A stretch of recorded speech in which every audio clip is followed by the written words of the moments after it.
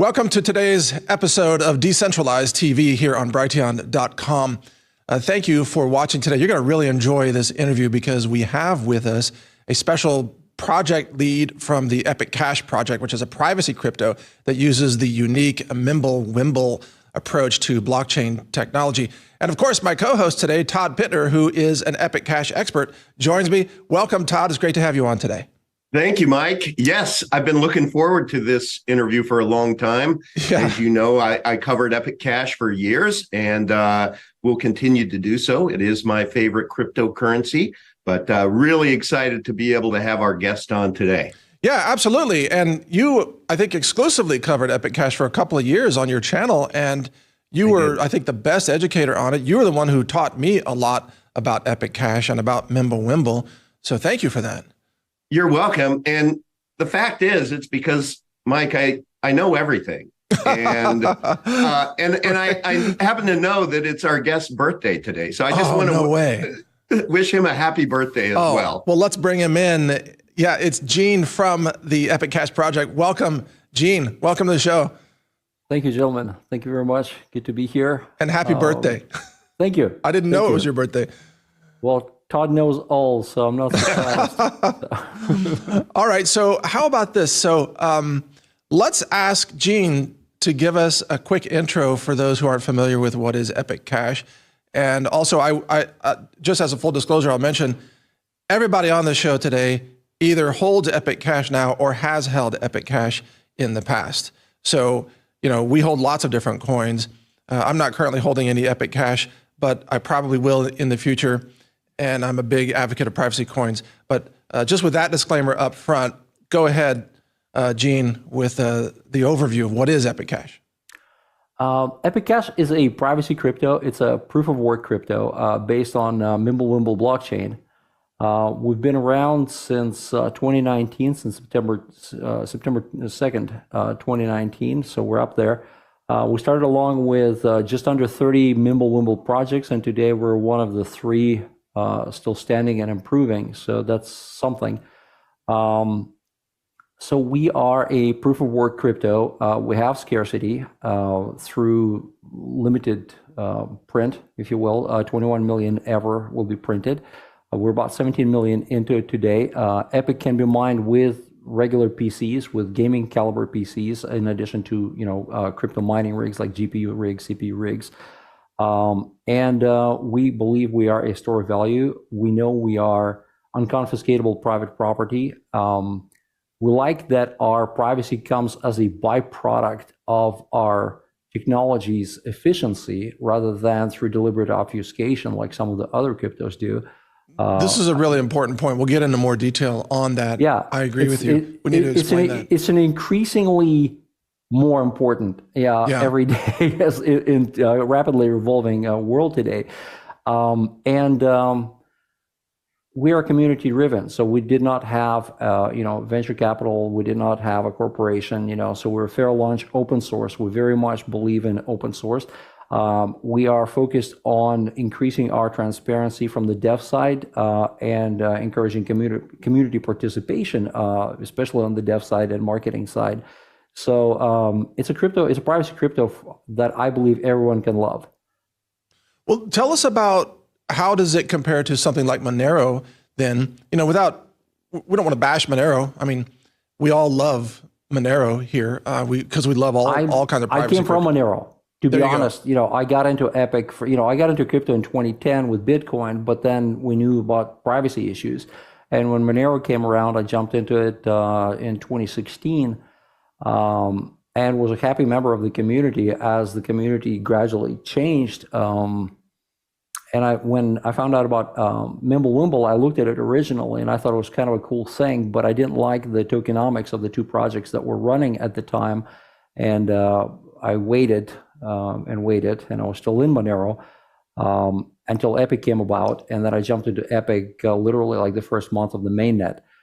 So Epic, first of all, we use CPU and GPU, whereas Monero today is using CPU compute, and now there's some ASIC miners that are jumping into Monero space, which is weirdly ironic because they had to change algos before. Right. Our blockchain is lighter, and because our blockchain compresses information and discards unnecessary information such as addresses and amounts, whereas Monero, to obfuscate, generates additional fake transactions that are also piled into the blockchain. So they actually literally store a lot more data to, it's sort of like a shell game to add, more shells. Right.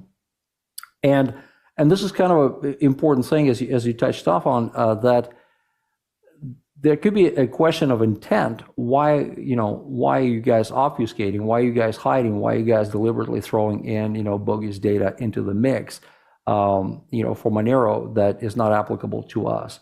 So I think I like Monero. I think that Monero, I was shocked and blown, managed to give up a decisive lead. They were, I think, as high as number 7 by market cap. They're now in kind of like the 20s. But the big thing also is, I think Monero, because they were indiscriminately trying to build a user base, attracted a lot of the wrong kind of people. And Really? that is also a bit of a concern. Well, over the years, I mean, we've seen that. And again, to be fair, and I don't want to, say like, oh, crypto is all bad and evil and it's used for porn. Internet is for porn. But crypto, compared to the US dollar and euro and the ruble and the yen, crypto is still, amateur hour as far as being the vehicle for dark spending on the global arena. So anyway, so as far as Monero, I just think that we're more accessible to a casual user. You can actually still meaningfully mine Epic with a gaming rig, whereas Monero is a lot harder to for an average user to get into. Monero has some pluses, like they have a built-in address. It's just something that we had to overcome because MimbleWimble does not use a fixed address. So I'm not going to sit here and just talk shit about Monero. I mean, again, in full disclosure, I hold Monero. Yeah, there are key differences. I'm sorry to interrupt, but Todd, how about your take on why Epic Cash matters and some of the things that distinguish it from Monero, and especially from Bitcoin? Sure. Well, you know me, I need to dumb things down so that I will understand them. And the way I like to think about Epic Cash is it's like Bitcoin, only private. So we all know and love Bitcoin. We know and love its tokenomics, its store of value, but it is a very, very, very bulky, massive blockchain because every transaction that has ever happened with every coin is stored on the blockchain. And P.S., by the way, there's a company called Chainalysis, which has made $20 billion selling data by actually observing and mining the data from the chain and selling it to interested parties. So the way I like to describe it is if you went to a country fair, let's say, and there were outhouses to go into, and there was this outhouse that had the B above it, Bitcoin.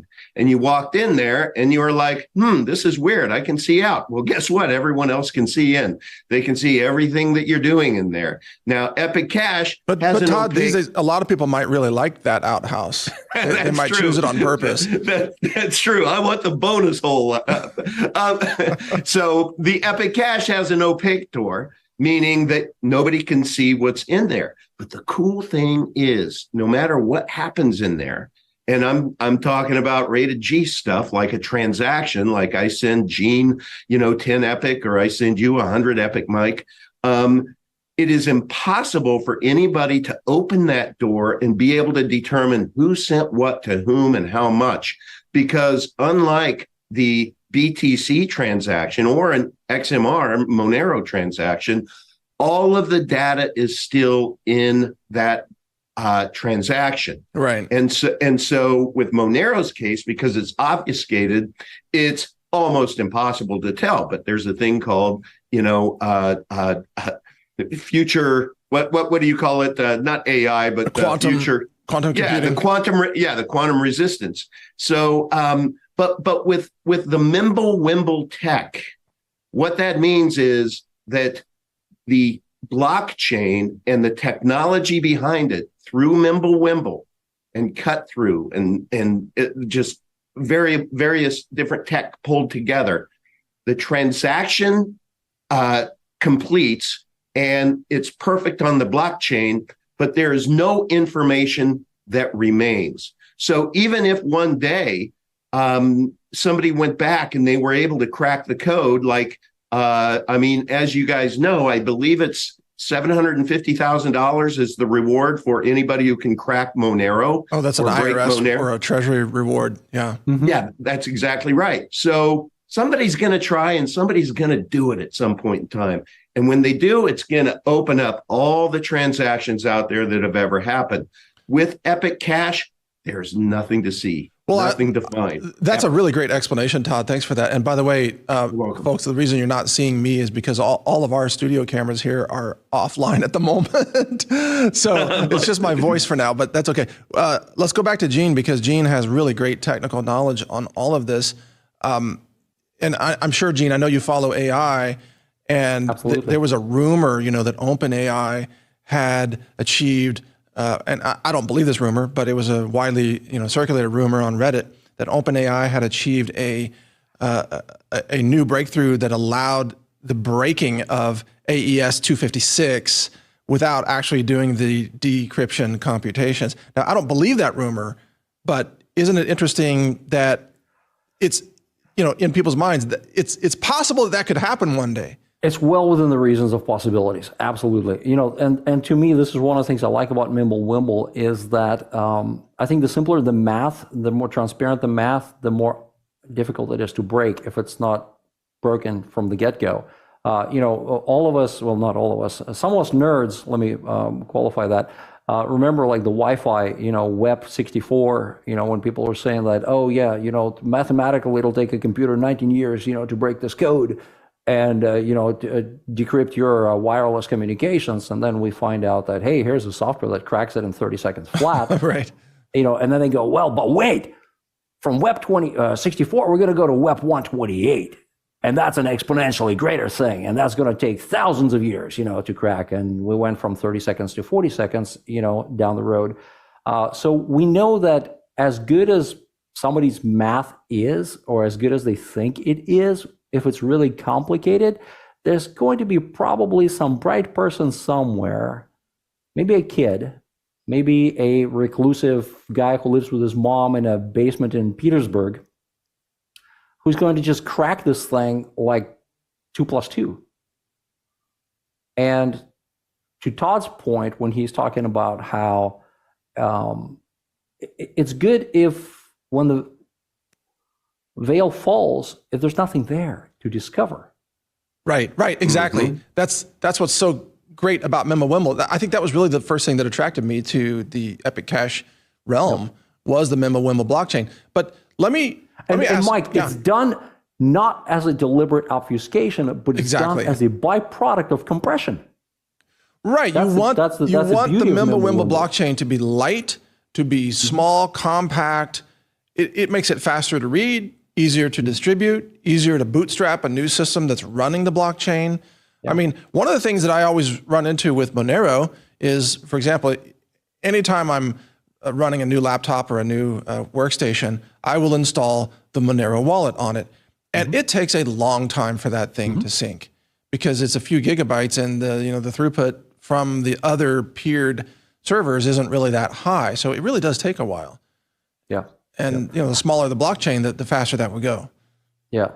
And speaking of that, actually, we just optimized our blockchain to sync up even faster for people who are running their own nodes, to diversify the network, or for people who are running their own nodes as solo miners.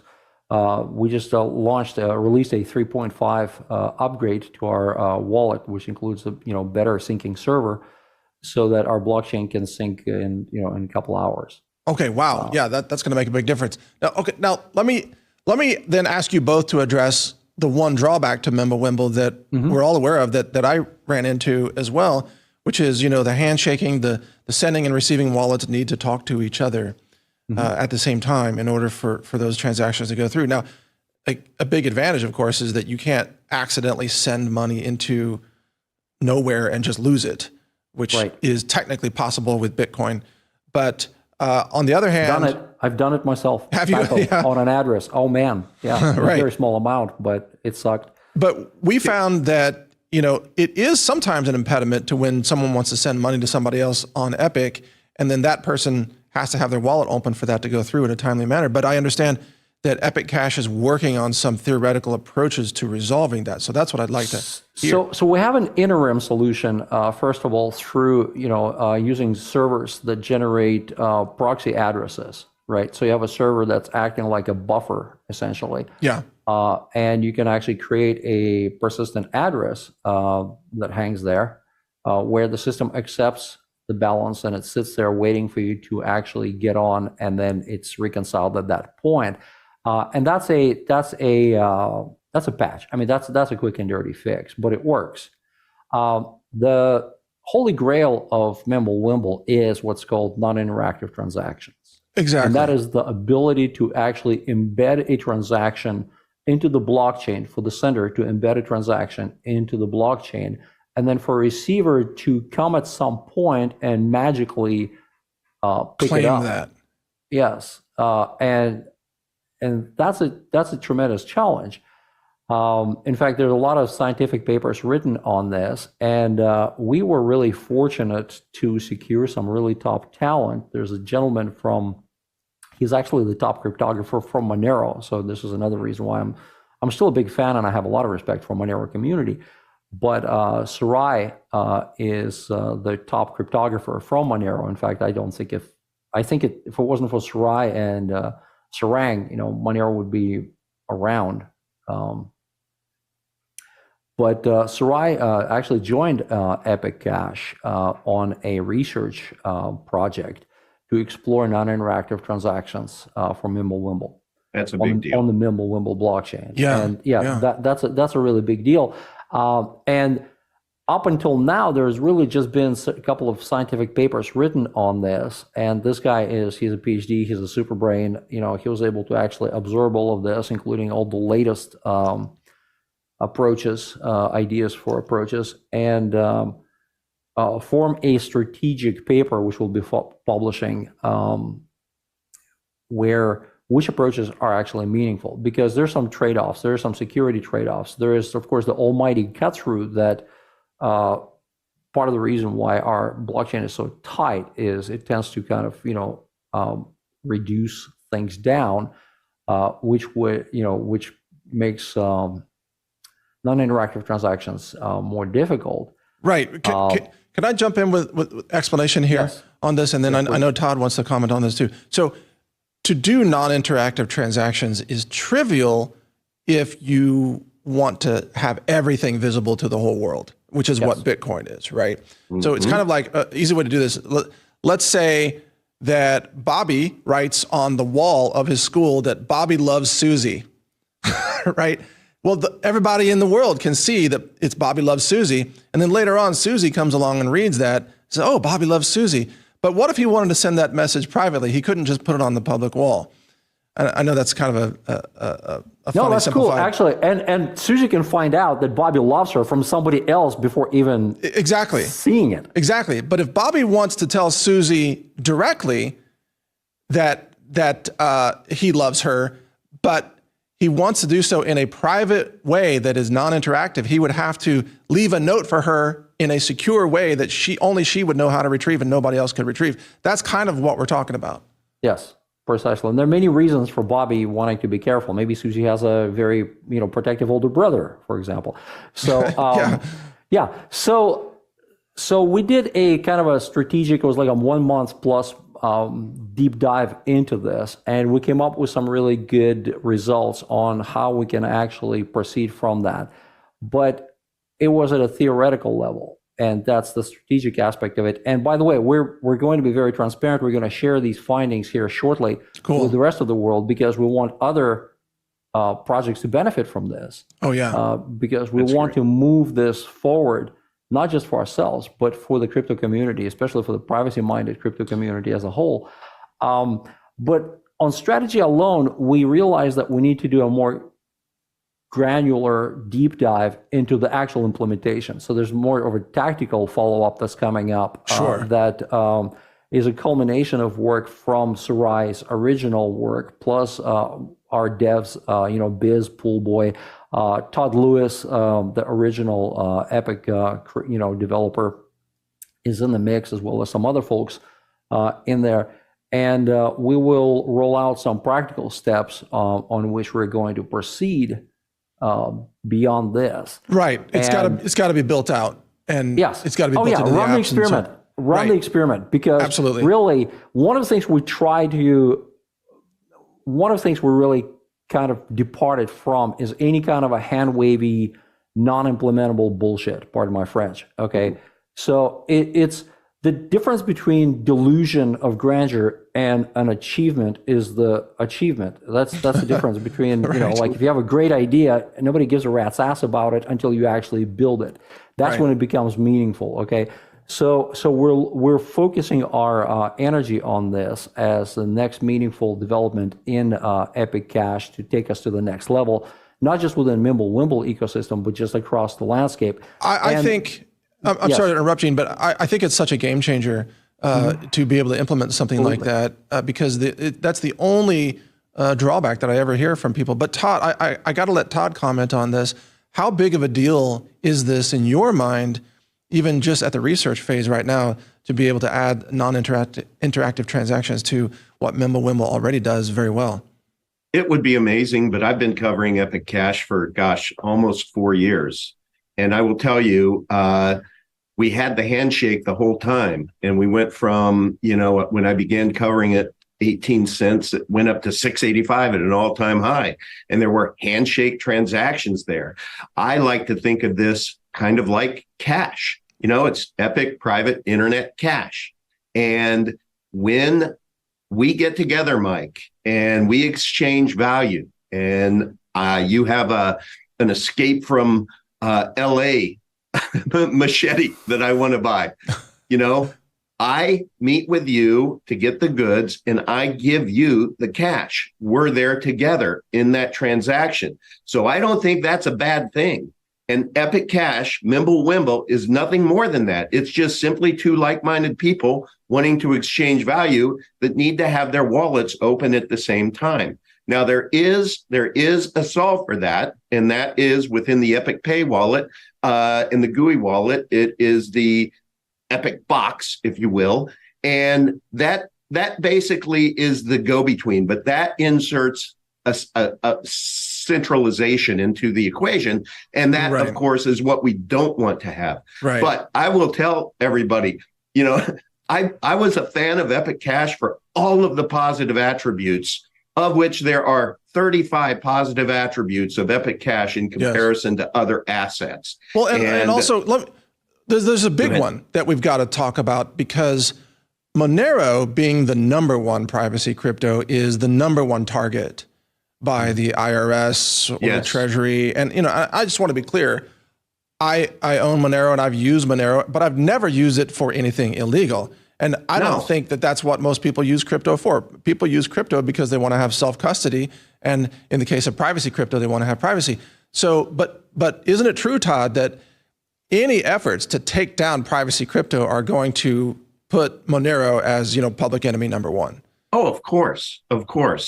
And with that, can I use that as an opportunity to kind of address an elephant in the room here? Gene, you were with Monero for a long while, since 2016.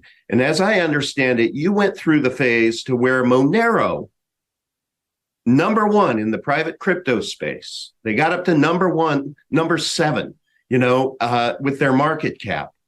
They went through some community issues, did they not? Oh, Monero went through a lot of community issues. I mean, first of all, Monero's creator, Monero is a fork of of Monero, if you will, of its predecessor, because they actually ditched their founder and moved on into a better future for themselves. But the other thing that happened in Monero was that there was a lot of there was a lot of toxicity that happened over the years that made it really unfriendly to newbies. That really, in fact, it was really weird to read, the Reddit groups and, the chat groups where people were bemoaning that they're not getting this broader recognition and they're not hitting mainstream penetration. But at the same time, whenever somebody new came around or somebody with a different opinion came around, they would be facing some really toxic, like, hey, get on our level, if you're not nerd enough, to handle this kind of thing. It was really weird. Like, they're like, why aren't we mainstream? And then they're like, hey, you filthy noobs, get out of here. So there's a valuable lesson in there, and I wish I actually wish we learned more from that ourselves, but I like where we are today. I like where we are today with our tech and with our community, and the fact that we have people with strong opinions in our community. They don't have to get along with each other, but they like Epic. They see the value of Epic. I think it's actually a really good testimony to the strength of the project itself and to the strength of Epic itself. Analogies that I like to use, maybe it's a little trite, especially in this day and age, is that both Jews and Arabs love gold, while they're not really crazy about each other. And that doesn't necessarily reflect negatively on gold itself, right? So people can actually like something and not, be absolutely in love with each other. So, well, I'm not going to unpack and go into details, but I do want to be very, very open, because there are a lot of people that knew that I covered Epic Cash exclusively for the 3+ years and then pretty much went off the radar. And I will tell you that was because of a community issue between some individuals.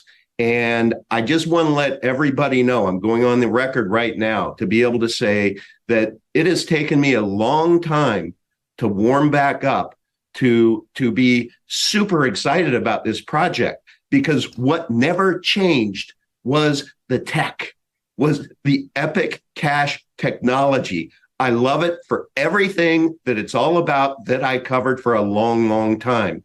Now, on the people side of things, the reason why I brought up Monero is because Monero stands tall today. All three of us would agree with it. They are number one. They made it through their community issues, all of the agita that went on between there. And that's what I believe we have gone through over the last 6 months, ups and downs, and vetted lots of things out. But I think all three of us on this call anyway can attest that, we all feel comfortable that the issues that were personal are in the rearview mirror, and it's nothing but forward vision moving forward. Would you two agree? I do, Todd. I got to thank you in particular for, the leadership that you've shown in this. I mean, number one, I love to have you as a host on this show. And the audience loves it, because you and I, we get to joke around as well, have some fun, but we also cover some really great stuff, and we interview some really great guests. And, today's interview is also really profound, I think, for the future of privacy crypto.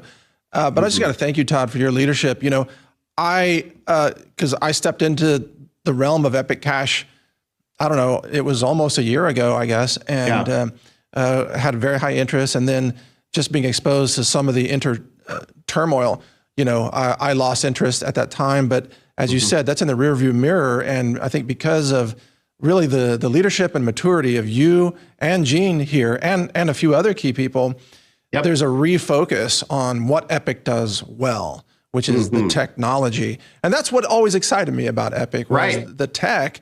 And frankly, this theoretical research into the non-interactive transactions really gets me excited anew, because that solves for the use case. Right? Absolutely, for the use case, because that makes then Epic good at tipping, because there are cases where you want to send money to people and they may not even know that you're doing it, right? Gifting or tipping or paying commissions, for example. Those are all use cases. Yeah, go ahead, Gene, your comments. I just wanted, first of all, Todd, I appreciate your maturity and your commitment in this. And thank you. Literally the hundreds and hundreds of hours of amazing content that you put in over the years, is still out there, available to people to learn about Epic, to learn about not just Epic, but to learn about economics, tokenomics, and the absolute necessity of understanding of being crypto literate in today's world. I have tremendous respect for you for the amount of Thank you, Gene. content you generated. Oh yeah, Todd has educated over so many millions of people with all that. It's been precisely. And one thing I also want to mention, since we're unpacking kind of the non-interactive transaction thing, it leads into some other really interesting rabbit holes along the way. It opens up things like multisig. It opens up things like atomic swaps. So multisig is something that allows you to perform a transaction with multiple signatories. Okay, so like an escrow account creation. So again, this gives you much more mature level of usability for handling assets, for handling tokenized assets, for doing these things. Atomic swap, something that would allow you to swap out between different currencies on the blockchain, on the native blockchain. So these are, besides just having a persistent address or having a way to actually transact non-interactively, this takes us to the next level and the next level. And Gene, that will increase the trading volume substantially, which increases the liquidity of Epic Cash. Those things that you just talked about. Atomic swaps, I think, are going to be a very big part of the crypto activity space. Yeah, it's a necessity. It's an absolute necessity. So this is the kind of thing that we're heading into. And if we were talking about this 3 years ago, it would have been a pipe dream. It would have been a hand wavy thing that we didn't have the depth of talent, we didn't have the experience. Today we've actually managed to attract the necessary talent. We've gone through and we've done the heavy lifting to do the research. And today, if somebody says, "Well, who's going to do this?" Well, we have people of the caliber of Sarai Noether, who've contributed to this. We have access, and again, this is a top cryptographer guy from Monero, and we have other people now. And I believe as we publish this work, we'll attract attention from other. Actually, we're already attracting attention from other people's, in other, especially privacy-minded communities. And privacy is just, I can't overstate how important it is today and how much it is under attack by commercial enterprises. Now, by the powers that be, fine, and by commercial enterprises. Chainalysis is not the only company that's doing this. It's a multi-billion-dollar industry of some real heavies out there who are, for the people who, let's say, they trust their government and they live in a country where they absolutely trust their government. They feel like their government has their best interest at heart. These companies are willing to sell this information, not just to the governments. They're willing to sell that information to the highest bidder. Right. And that's a liability. I don't care, what world you live in. This level of privacy violation is horrible. Hey, Gene. Yes. Can I?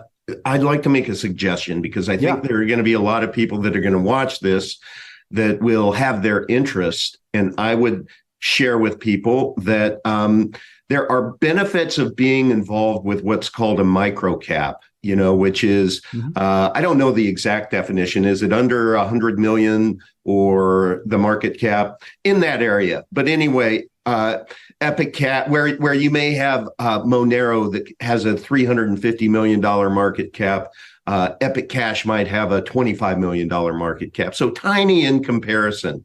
Wait, I thought Monero was in the billions. Oh, I'm sorry. They certainly were, yes. At 3.5 billion. I'm sorry. Or is it 300? Yeah. I don't know, but it's billions. That's for sure. Yeah. I'm sorry. It's 3.5 billion. And right now BTC is over a half a billion or half a trillion. Half a trillion. So anyway, the question is, I think there's going to be a lot of people that are going to be interested in getting into it, but it's just not on every exchange. So can you talk and educate people a little bit about how they would go about acquiring Epic Cash if they were interested? Well, yeah, you kind of caught me. We have centralized exchanges, we have decentralized exchanges, and I'm still partial to DEXs. I'm still partial to Vitex because it's a non-KYC. Let's focus on that. Let's focus on that. It's a very quick way of getting. Let me mention. Yes. Let me mention epiccash.com is a website where people can find links to the decentralized exchanges. Yeah. Thank you, Mike. Yes, thank you, Mike. Saved. Yes, I was going to say your years of experience. I get a feeling you've done this before. So, for example, on Vitex, people can go there and they can, send, Bitcoin over there, and they can, without doing any kind of KYC, they can actually just purchase Epic. We have groups, we have a trade group where people can go and they can actually do like OTC. And just, talk to somebody, who is vetted member of the community. Don't talk to scammers. Buyer beware. Buyer beware. Oh my God, yes. I don't recommend that personally. It's the internet, and there hasn't been one person in there that I think. Fair enough. Put it this way. I'm disclosing all options with a caveat. I personally have been scammed, and I'm just saying on this show, don't do OTC with a stranger. Sorry. Okay. Practice safe. There's a lot of things you shouldn't do with a stranger. With a stranger, yes. Practice safe. Sure. Practice safe. Trading. Safe CEX. Yes. Practice safe CEX. Yes. So to me, like Vitex is a good alternative, and you can literally get started, and you can purchase Epic within minutes. And there is a website out there, confirm that my memory still works, how to buy epiccash.com. I believe buyepiccash.com. Or it's buyepiccash.com. Yeah. That is the best way for people to, because when you say you get some BTC and take it over there, there's a lot of us who are just newbies who don't even know how to get BTC. So buyepiccash.com is the best starting point. It's a good point. resource. Yes. And look, we also, we know about needing more exchanges. For example, people talk about, well, why aren't you guys on more exchanges? Here it is, buyepiccash.com. Sorry. Yep. We got the screen there. And the reason for that is liquidity. In one word, if I had to say this in one word, you have to start somewhere. And it's kind of a catch-22 situation where when you're small, you want to be on big exchanges, but big exchanges don't want somebody who is small. Mm-hmm. Right. We had conversations with some major exchanges who basically said, once you guys are over 100 million market cap, we'll call you. We'll literally call you. And that was a couple of years ago. So, probably by now it's 150 million. Because dollar is not worth what it was a couple of years ago. They keep printing the darn thing. And we should all remember that Epic Cash is a community project, which means to get on an exchange usually requires a listing fee that could be $50,000 or more. And then there's liquidity requirements to where you have to put up Epic and you have to put up, USD or UST and to be able to have a market maker. So there are all these expenses that you have to account for. And I remember being part of many community raises to where we did raise those funds. Mm-hmm. But then we got on Bitmart and we realized, not for us, they were kind of scammy. I'm going to go ahead and say it. We got scammed, but it comes from the community because there's no centralized boss. There's no centralized a group that is able to write a check or raise money. Isn't that right, Jim? Yeah, absolutely. And look, with Bitmart, for example, and this is one of those things that people learn with wealth management companies and with some like broker companies, where all they care about is collecting a fee. They don't give a rat's ass about how well you do. They want to just keep fleecing you and collecting the fees, and ultimately they don't care if you succeed or fail or whatever, and they're not going to lift a finger because their whole engine is really collecting fees. Like get the next guy and get the next guy and get the next guy in, and that's it. So, guys, sorry, go ahead. Well, yeah, I'm sorry to interrupt, but just in the sense of time, there's another big topic area I want to cover. If you're okay with me jumping in with that. Yes. I just want to talk about and get both of your response about the importance of self-custody during these times when there's a lot of global fear about bank bail-ins, about currency devaluation, a lot of money printing, And as you know, as Robert Kiyosaki told us here on the show, Todd, he won't buy anything that the government can print, right? Well, the government can't print Epic Cash. They can't print Bitcoin, and they can't print gold, and so on. A lot of examples. But can each of you respond to the importance of self-custody, and especially as we're moving into CBDCs, what it means to have a decentralized peer-to-peer form of value that is also private? Well, I'll go first because I have to just come out and come clean. We stated at the beginning that I own and have acquired Epic, and I did take self-custody of it, Mike.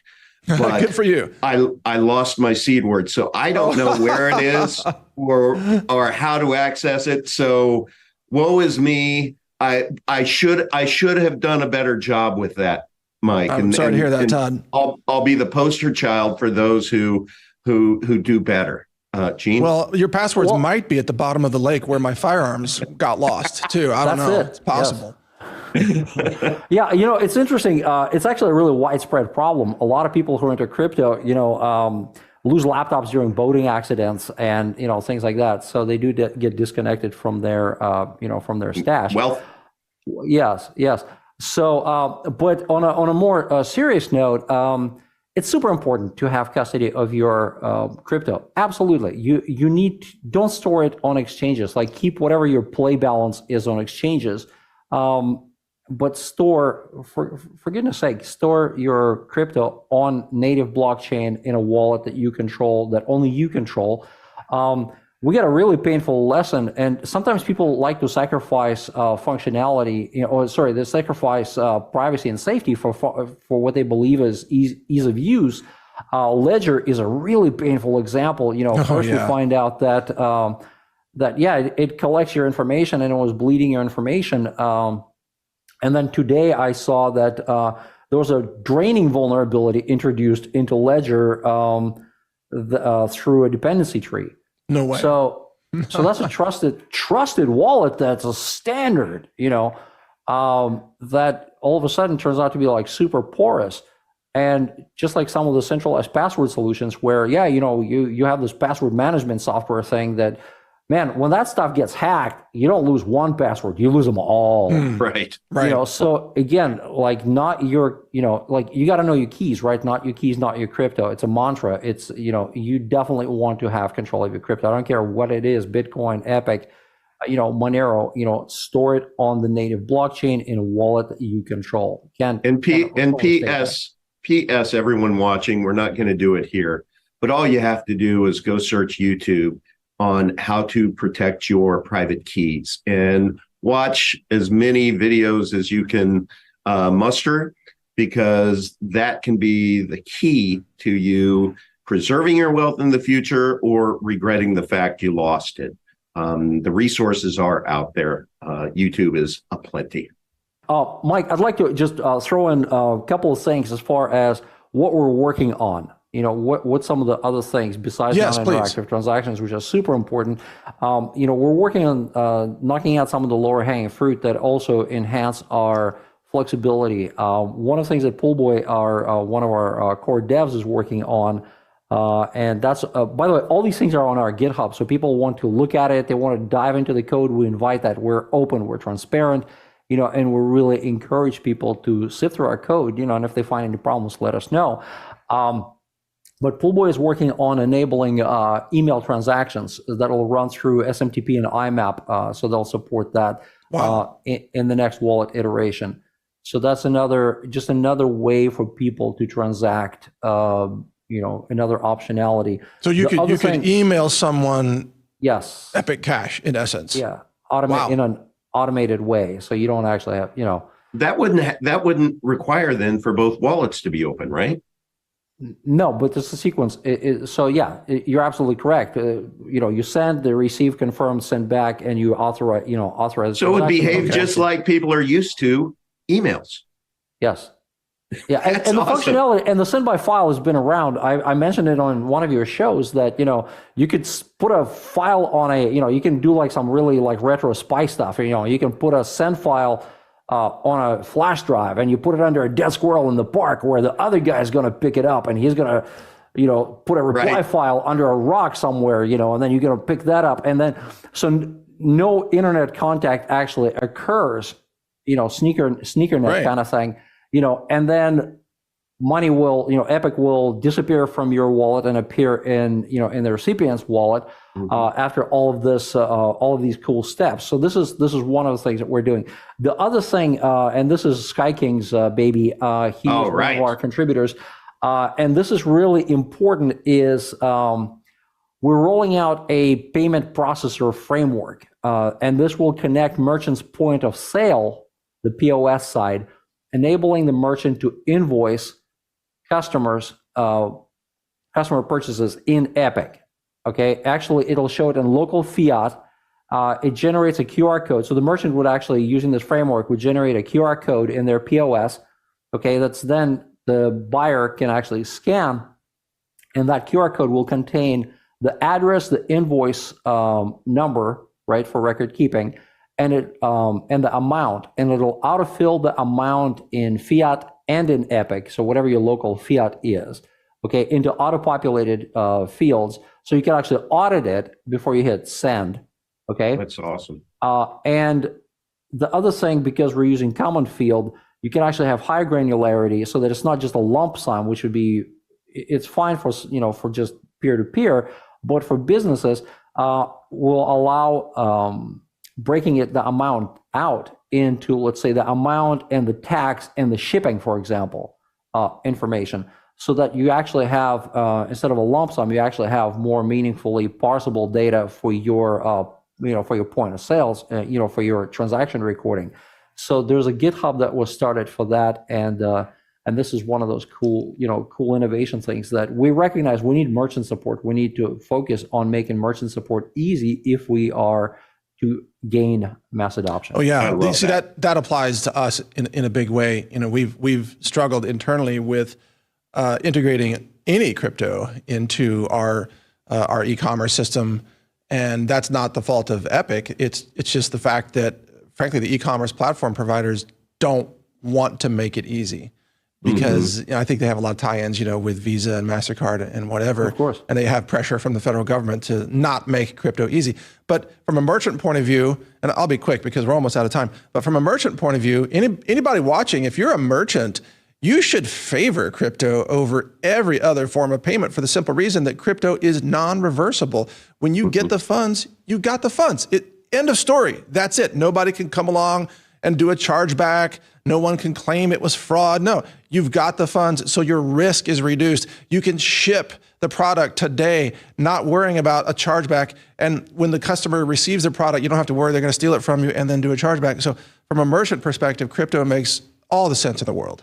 And Mike, if I may just very briefly add to this, is that Visa and MasterCard, they love to throw their massive stat around that, we can process, 100,000 transactions in 1 second, whatever, right? And they're saying like, oh, and Bitcoin is so slow and, other crypto is so slow. And yet, even though it takes other crypto minutes or seconds to transact, which is considerably slower than Visa or MasterCard, you get your money there and then. That's right. With them, their transaction happens lightning fast, and then 3 weeks later, they hold your money. No, your e-commerce platform provider sits on your money and says, "Oh, you've done suspiciously well today. We won't pay you." Yes, it's bullshit. So this is another one of those where specs to specs. I just know, like, I keep hearing like Visa and MasterCard, they talk about how tremendously fast they are. Then as a merchant, like, where's my money? Yeah, exactly. You don't get your money. And again, if you have a day that's like 3x normal, then they freeze your funds. Yeah. It's like, what? Okay, anyway, in the interest of time, I think we're all on the same page on this, but Todd, what are your final thoughts to wrap up this today so far? It's already been fascinating, but what would you add to it? Yeah, I just invite people to Telegram is where everything happens with Epic Cash, and there are a couple of places you can go. t.me/Epic Cash is the primary Epic Cash community, and there are different subjects that are in there. So if you're interested in trading or marketing or whatever, it's just a great place to go. There's a second group, t.me/Epic Private Money, that isn't just about Epic Cash, but is about other crypto projects as well that's in there. But heavily focused on Epic Cash because we love Epic Cash. That's where you'll find me mostly. Gene is in both groups, but I wanted everybody to have those two groups so that you could go and just really participate. And if you have any issues in buying Epic Cash, go to t.me/Epic Cash Help Desk. There is just an awesome group of individuals in there that are willing to help you. And just remember, there is no admin within the Epic Cash community that is going to DM you first.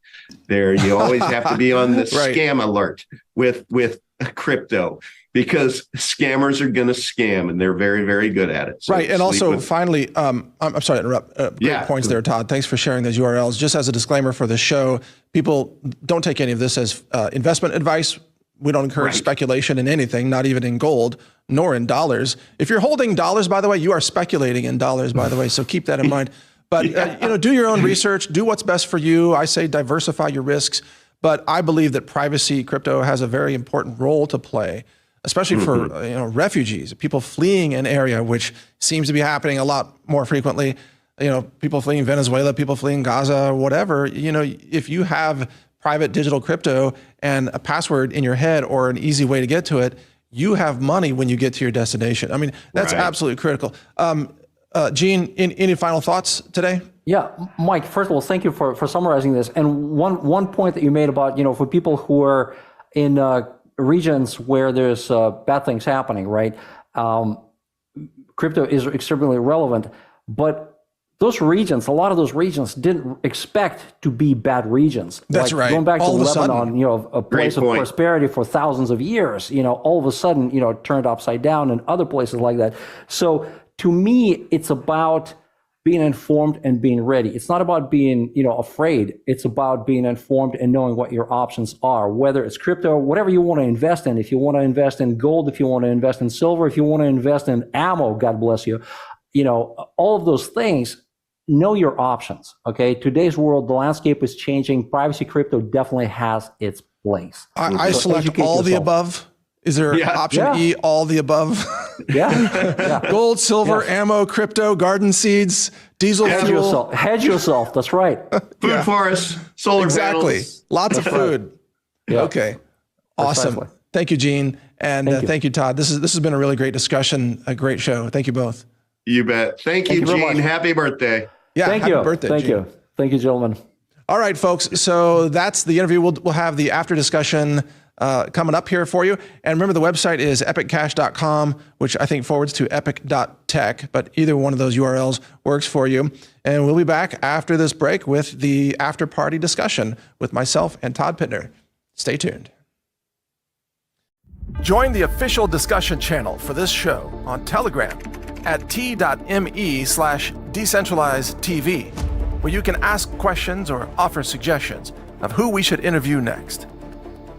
Also, be sure to subscribe to the email newsletter on Decentralize.tv, where you'll be alerted about 1 day in advance of each new upcoming episode, before it gets published.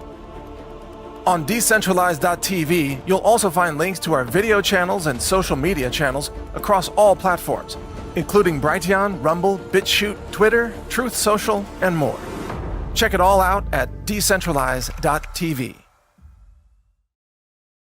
All right, welcome back, folks. Hope you enjoyed that interview. I had a great time, and I got to say, Todd, Gene has such a technical mind.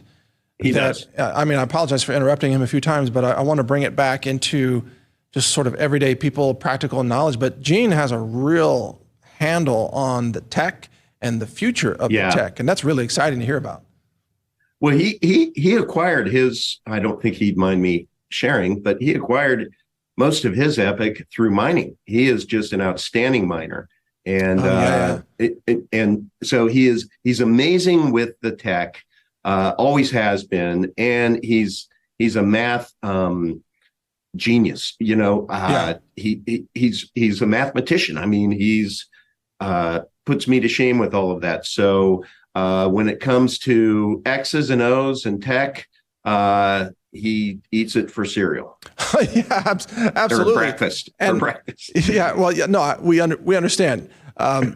I'm just impressed that Epic is looking forward with the theoretical papers and the new math that's going to allow these non-interactive transactions eventually. I don't want to set a false expectation with people that it's going to be next week. It's not.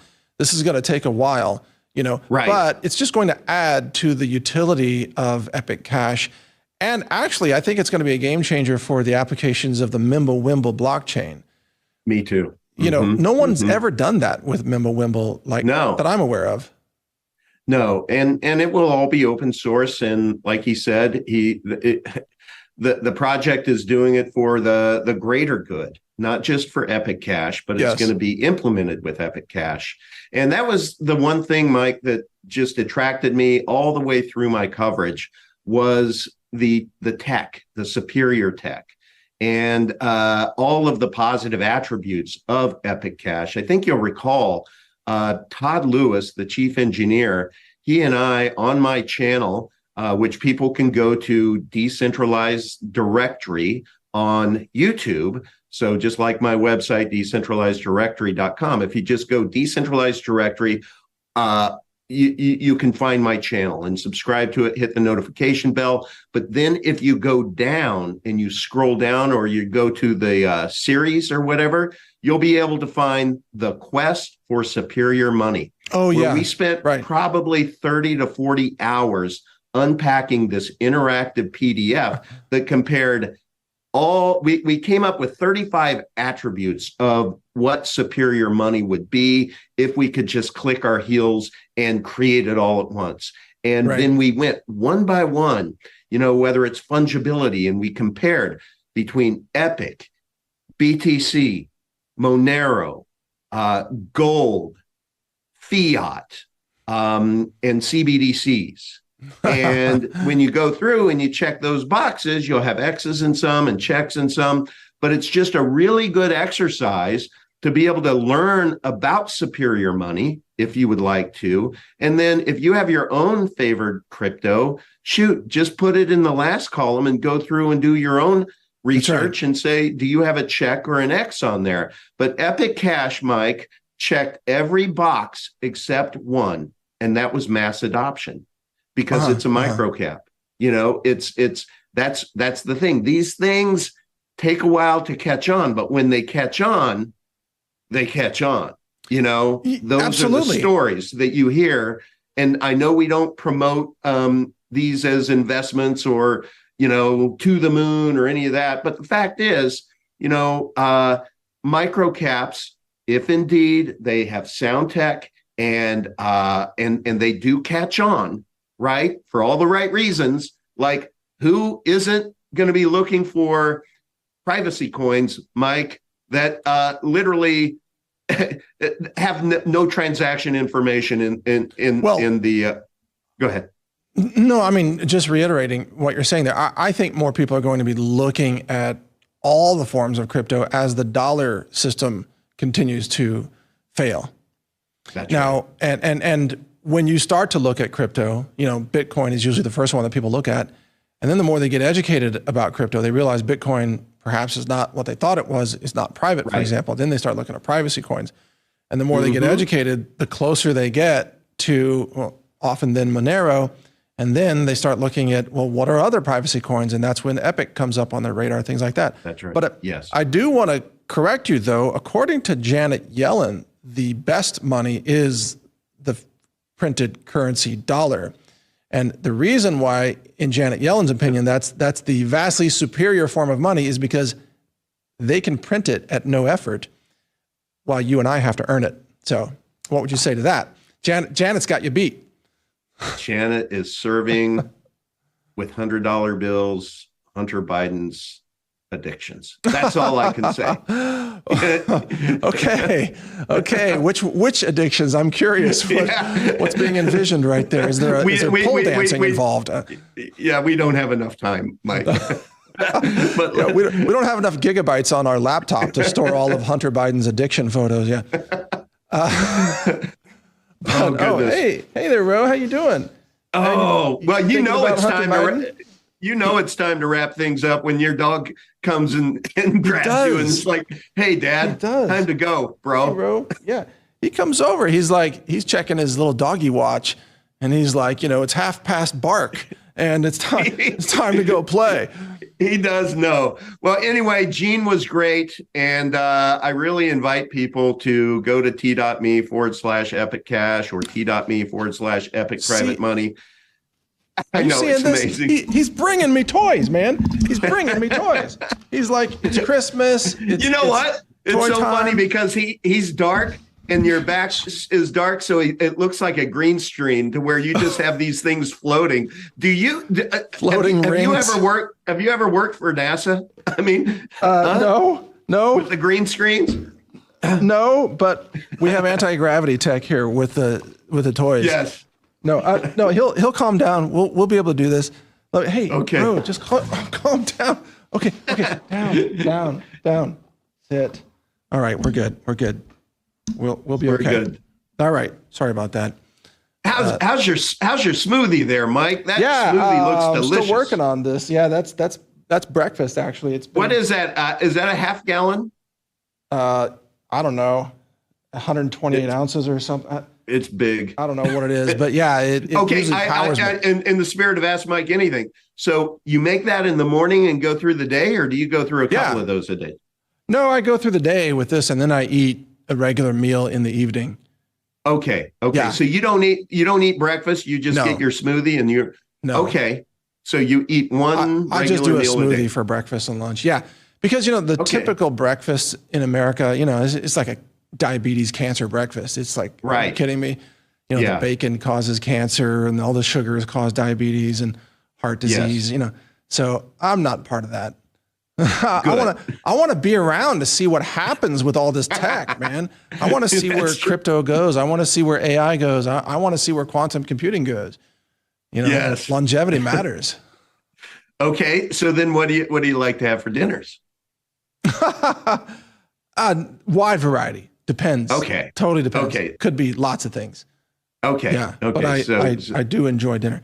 Okay. But beautiful. Getting back to Epic and where it's going, like I said during the show, I genuinely want to thank you, Todd, because we didn't really talk about this in detail, and we don't need to, but you have been so instrumental in the Epic community of, I think, helping to sort out some of the turmoil issues that have been sorted out, and just providing leadership about, let's think positive here about where this can go as this technology continues to improve and as adoption continues to improve. That's right.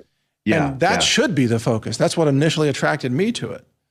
Absolutely. I mean, Mike, do you remember there was a point in time where we were doing a full series on the power of private money? Yeah. And it was centered on Epic Cash because we both believed, the future, and still do from a tech standpoint. It was just, there were some leadership community-based issues that we just couldn't look past. And, that became kind of a showstopper for a while. But like with Monero, like with other great projects, oftentimes you bust through, and I believe we busted through, and I believe that we are satisfied in the reconciliation, and I believe you, me, Gene, the greater Epic community are full steam ahead, and I couldn't be more excited because the other thing I like is that previously there was a lot of white noise working on all kinds of other projects. I just like Epic Cash and the tech. It's like Bitcoin didn't have to have 100 other bus stop or subway stops, So, right. So Epic Cash, building the use cases, working towards non-interactive transactions. I truly believe it is the best privacy crypto out there. Firo gives it a good run for its money, though. Yeah, Firo's pretty cool too. Yeah. A lot of good tech, but Monero's great, by the way. Yeah, absolutely.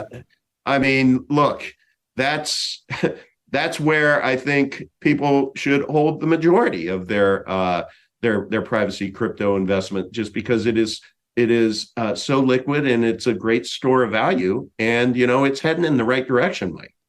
I just think the whole crypto space is going to succeed wildly because, I mean, who trusts the banking system at this point? I mean, nobody who is informed trusts the banking system. Who trusts the Fed? The U.S. government, well, the Federal Reserve with the Treasury is going to just print trillions upon trillions upon trillions of dollars. What's that going to do to the value of your dollars? It's like I said during the show, if you are holding dollars, you are speculating in dollars and you are losing. Your dollars are not going to become more valuable. Trust me on that point. They're melting in your pocket. Absolutely. It's so funny to me when people say, well, isn't it risky to hold, Monero or whatever? I'm like, are you kidding me? Have you checked your own wallet? Check your bank account. There's risk. You're losing 2% a month in purchasing power if you buy food. In purchasing power. And that's what people need to acknowledge, recognize, study, be informed. Purchasing power is what's key. And it is just so simple to just go to the grocery store and do your own research. You have been doing your own research. You've been astonished. You've been like I can't even go with good conscience to the meat section and buy a ribeye steak, because they have taken what used to be a $10 steak and now it's like a quarter of an inch, and they're trying to pawn it off as a real steak. It's a steak wafer. And I just don't do it anymore. I just don't do it anymore. And I hear you. So that's food inflation, folks. That's your dollars melting in your pocket. Well, exactly. So anyway, the website again is epiccash.com for people who want to check it out. Now, and buy epiccash.com. That's what's going to be most important for people, because I think people are going to want to acquire it, and that's a really good site to be able to walk you through. There you go. Practical solutions. Now, also then, Todd, I want to give us a chance to talk about Decentralized Directory and also then Goldbacks. These are projects that help support the show. Oh, thank you very much. I don't know if you can go to it or not. Oh yeah, I'll bring it up. Yeah, if you bring it up, I just want to direct people. If you go down, scroll down, and you go to the decentralized or partners supporting decentralization. That's where, if you click there, I would like to show people a few things. One, these are different people. Scrolling down to right up there, up. This one? Oh, up. Where my face is. Oh, the key partners. Oh, where your face is. Okay, got it. And then if you click on the yellow there, this one. Click here to explore. Right. Oh, okay, got it. And then people go there and you scroll down, Mike. People will be able to see. I had Andy Scheckman on today, and he has a great offer for people to be able to get a free Silver Eagle with $1,500 order of gold. Oh yeah, I see that. Okay. Yeah, it's really cool. And this section here I want to show you is we talk about foodforestabundance.com and solar energy, and then in the middle is probably the hero of my site. It's the tax advantage strategy. Let me click on that. If people click on that, Mike, and you can just read a little bit about it, but I will tell you 80 to 90% of the consultations I do have to do with this. And I will tell you that I'm coming up on a meaningful number of people that I have helped. That it's a benchmark for me that makes me feel really, really good. And I just want to tell people that a big part of decentralization is keeping more of what you earn. And I can help you do that. So I just really encourage you to go to that section of the site. I give you enough breadcrumbs to be able to hopefully be interested. But if you want to grab an hour with me, I haven't had anybody who I've given a consultation who has wanted their feedback. Most of them, I would say 75% of them have moved forward with this key strategy. It's revolutionary. Yes. I mean, everything that you've described about it has been mind-blowing. So yeah, I would encourage our audience to check that out and, do your own research, obviously. But understand that this is a tool.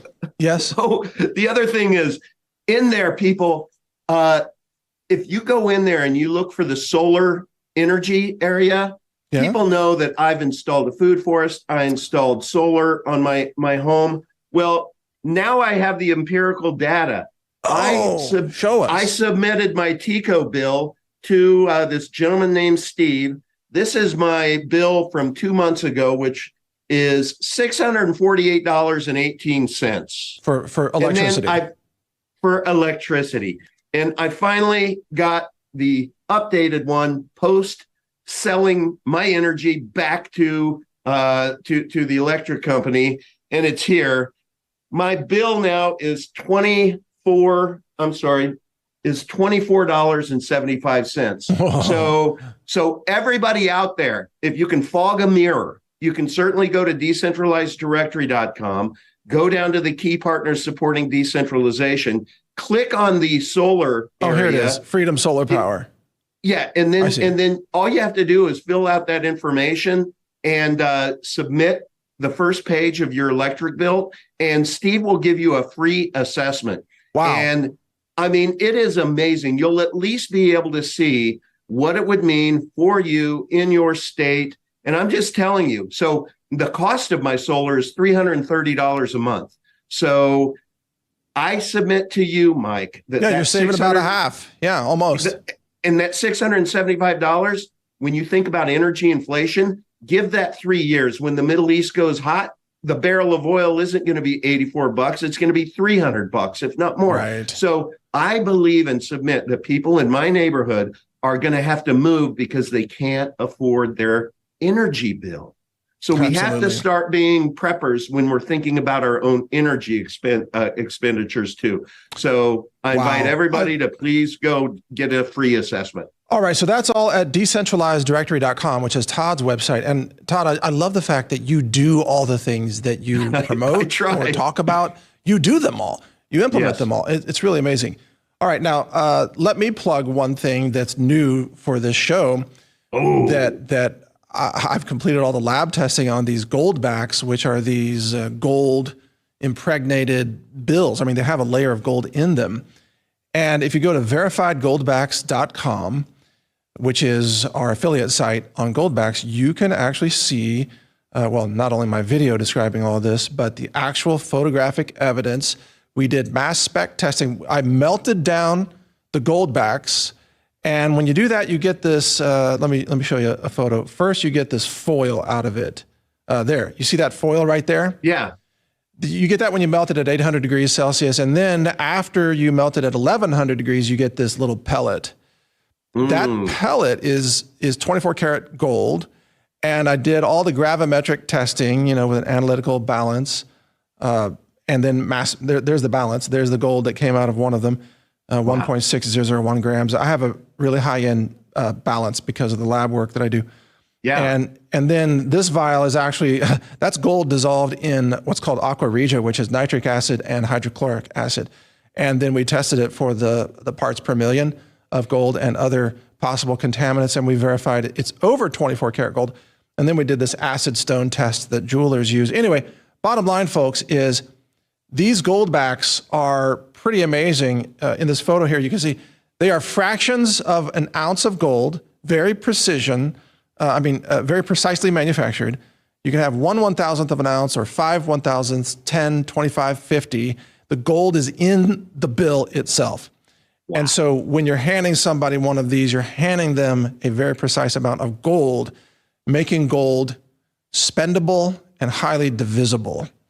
And these are available right now. People are loving them. People go crazy over them. I mean, check out, look, this is some of the meltdown gold dust in the first layer of melting, or the first round. Anyway, you can check it all out at the website. I honestly did not believe that these had all the claimed gold until I ran the tests myself. I am so shocked that you, Mike Adams, would run tests. Yeah, because I test everything. You do. Yeah, you do. And you know what? I know from experience that you might want to get these sooner than later. Why? Because the price of these changes once a day.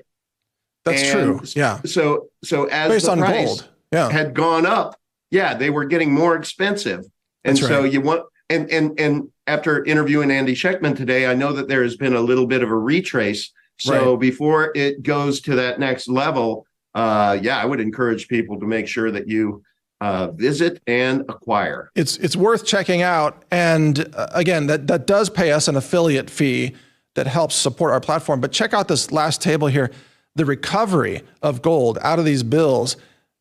Every recovery was over 102%, or I guess the lowest one was 101.96%. If you see that here, that's crazy. But that's great. The recoveries range from 102% to 107%. So in every case, we were getting more gold than what was promised on the bill itself. Amazing. And I asked the founder about that, and he said, yeah, they actually do a 5% overage in terms of applying gold. And there's some variability, in the process, a little bit of variability. So anyway, that's verifiedgoldbacks.com. So thank you folks for, supporting this show and supporting, and understand that the solutions that Todd offers and that I just plugged there, these are decentralized solutions.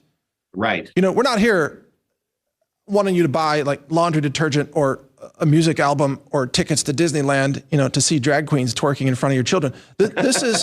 These are decentralized solutions that are consistent with what we're talking about in this show, empowering you, giving you tools that can take you, way beyond and above the normal knowledge base of the American consumer who doesn't know about these things. And that's why they can never get ahead. They don't know about your tax saving strategy, Todd. They don't know about gold or gold backs. They don't know about privacy crypto. That's why they're never winning. I mean, knowledge is the difference, and we impart knowledge here. Yeah, we aren't suggesting that you engage in expenses. These are investments, and if you take the time to learn why, you'll quickly see. But this is just part of the journey, everyone. Mike and I mean, goodness gracious, we interview people, and then all of a sudden there's another rabbit hole I got to go down and try. It's really cool. Keeps us busy.